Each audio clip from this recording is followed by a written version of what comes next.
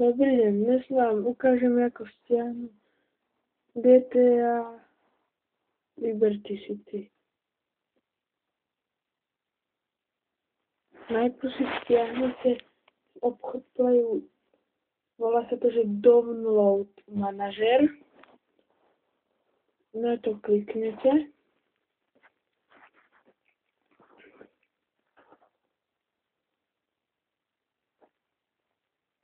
A sem do vrchu napíšete uložto.sk. To sa vám pekne takto zobrazí takáto stránka. Sem napíšete GTA 3 APK.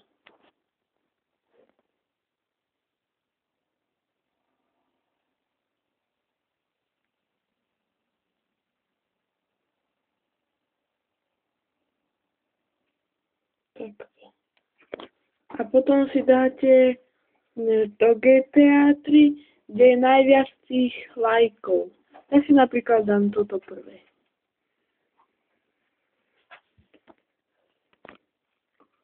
Ideme dole a tuto moc lajkov nemá. Tak si dáme toto. A vidíte, tu je napísané 4 lajky. No. Dáte stiahnuť.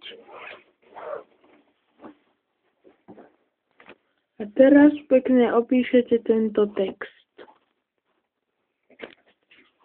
Dáte spustiť. A tu sa vám ukáže taká tabuľka, dáte stiahnuť. Tu sa vám to už nasťahuje.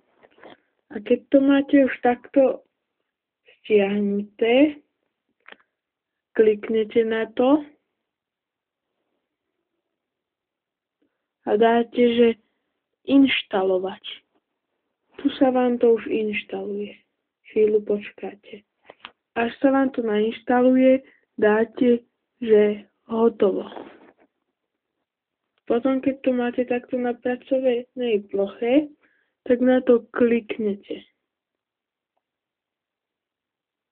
Tu sa vám dá, že delice a accept. Dáte accept, ale musíte mať zapnutú Wi-Fi.